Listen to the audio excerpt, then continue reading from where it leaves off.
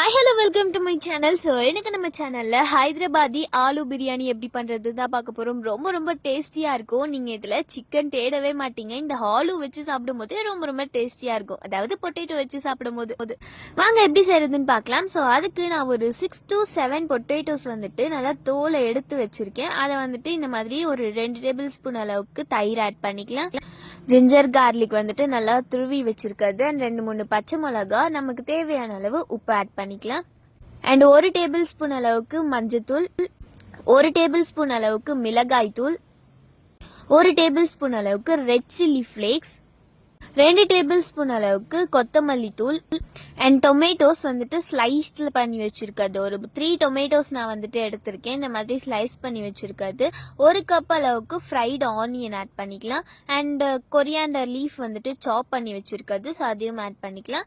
And புதினா leaves. So எல்லாத்தையும் சாப் பண்ணி தான் வச்சிருக்கேன். அண்ட் ஃபுட் கலர் ஆப்ஷனல் தான், வேணும்னு ஆட் பண்ணிக்கலாம். அண்ட் லெமன் ஜூஸ் வந்துட்டு ஆஃப் லெமன் ஜூஸ் அளவுக்கு ஆட் பண்ணிக்கோங்க. ட்ரைட் ப்ளம்ஸ், அதாவது இந்த டேட்ஸ் வந்துட்டு ட்ரையாக இருக்கும்ல, ஸோ அதுதான். அண்ட் 1 டேபிள் ஸ்பூன் அளவுக்கு garam masala and 1 table spoon அளவுக்கு பிரியாணி மசாலா, 2 டேபிள் ஸ்பூன் அளவுக்கு ஆயில் ஆட் பண்ணி இதை நல்லாவே வந்துட்டு மிக்ஸ் பண்ணி விட்டுறலாம். அந்த ஆலுவோட நல்லாவே மிக்ஸ் ஆயிருக்கணும். யாரெல்லாம் இந்த டிஷ் ட்ரை பண்ணியிருக்கீங்கன்னு கமெண்ட்ஸில் சொல்லுங்கள். அண்ட் ட்ரை பண்ணாதவங்க கண்டிப்பாக ட்ரை பண்ணி பாருங்கள்.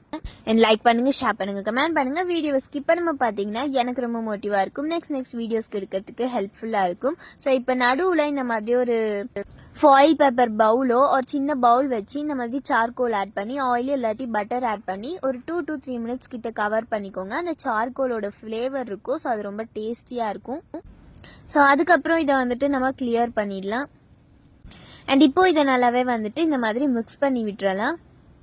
அண்ட் அடுத்து ஒரு 15 மினிட்ஸ் கிட்ட நான் ஆல்ரெடி பாஸ்மதி ரைஸ் ஊற வச்சிருக்கேன். இப்போ ஒரு பேனில் வந்துட்டு வாட்டர் நல்லா ஆட் பண்ணிக்கலாம். ஸோ அதில் 2 பிரிஞ்சி இலை, 1 ஸ்டார் பூ அண்ட் 4 கிராம்பு, 2 பட்டை, கொஞ்சமாக வந்துட்டு மிளகு, 2 பச்சை மிளகா, தேவையான அளவு உப்பு அண்ட் ஆஃப் லெமன் வந்துட்டு ஆட் பண்ணிக்கலாம். ஸோ இது நல்லாவே வந்துட்டு கொதிச்சு வரணும். பாயில் ஆகி வரும்போது நான் முன்னாடியே சொன்ன மாதிரி 15 மினிட்ஸ் கிட்ட நான் ஆல்ரெடி பாஸ்மதி ரைஸ் நல்லா வாஷ் பண்ணி ஊற வச்சிருக்கேன். ஸோ 1/2 கிலோ வந்துட்டு எடுத்திருக்கேன். இதை வந்துட்டு இது கூட ஆட் பண்ணிக்கலாம். இது வந்துட்டு ஒரு 80% கிட்ட நமக்கு பாயில் ஆகி வந்தாலே போதும், ரொம்ப பாயில் ஆக வேண்டாம். ஸோ பாருங்க, இது வந்துட்டு 80% கிட்ட நல்லாவே பாயில் ஆகி வந்துருச்சு. அண்ட் அடுத்து ஒரு பேனில் ஒரு 2 டேபிள் ஸ்பூன் அளவுக்கு நெய் ஆட் பண்ணிக்கலாம். நெய் நல்லா உருக்கிட்ட பிறகு நம்ம வந்துட்டு பொட்டேட்டோ கூட ஒரு சில மசாலாலாம் ஆட் பண்ணோம்ல, ஸோ அதை வந்துட்டு இது கூட ஆட் பண்ணி இதை நல்லாவே வந்துட்டு ஒரு 10 மினிட்ஸ் கிட்ட ஹை ஃப்ளேம்லேயே வச்சு குக் பண்ணிக்கலாம். ஸோ இது நல்லாவே குக் ஆகணும். அந்த பொட்டேட்டோஸ் வந்துட்டு நல்லாவே பாயில் ஆகி அண்ட் நல்லா இந்த சாஃப்ட் ஆகும்ல, ஸோ அது அளவுக்கு நம்ம வந்துட்டு மிக்ஸ் பண்ணிக்கணும்.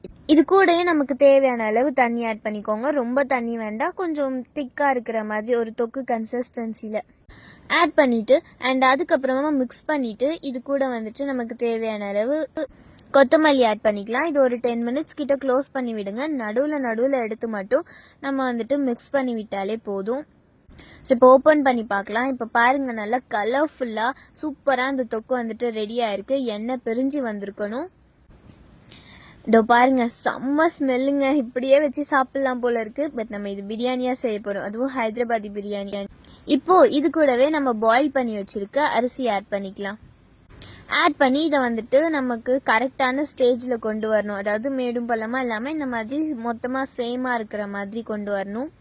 அண்ட் 1 டேபிள் ஸ்பூன் அளவுக்கு நெய் ஆட் பண்ணிக்கலாம். அண்ட் அதுக்கப்புறம் சாஃப்ரான் மில்க், அதாவது குங்குமப்பூ, அதை வந்துட்டு நான் மில்கில் ஒரு 1/2 an hour கிட்ட ஊற வச்சுருப்பேன். And orange colour food colour வந்துட்டு இந்த மாதிரி ஆட் பண்ணிக்கோங்க. எல்லோ கலர் ஃபுட் கலர் உங்களுக்கு ஆப்ஷனல் தான், நீங்கள் ஆரஞ்சும் ஆட் பண்ணிக்கலாம் அண்ட் எல்லோவும் ஆட் பண்ணிக்கலாம். சாஃப்ரான் மில்க்குமே உங்களுக்கு ஆப்ஷனல் தான், வேணும்னா ஆட் பண்ணிக்கோங்க. அண்ட் கொஞ்சமாக கொத்தமல்லி தூவிக்கலாம். 2 பச்சை மிளகா, லெமன் ஸ்லைசஸ் இந்த மாதிரி வச்சிங்கன்னா ஃப்ளேவர் ரொம்ப டேஸ்டியாக இருக்கும். அதுக்கு மேலேயே ஃப்ரைடு ஆனியன்ஸும் வந்துட்டு தூவி விட்டுறலாம். ஸோ இப்போது இதை வந்துட்டு நம்ம க்ளோஸ் பண்ணி விட்டுறலாம். ஒரு 10 to 15 மினிட்ஸ் கிட்ட நல்லா குக் ஆகட்டும். லோ ஃப்ளேமில் வச்சு குக் பண்ணுங்கள். அவ்வளோதான் ஃப்ரெண்ட்ஸ், சூப்பரான ஆலு தம் பிரியாணி ரெடி.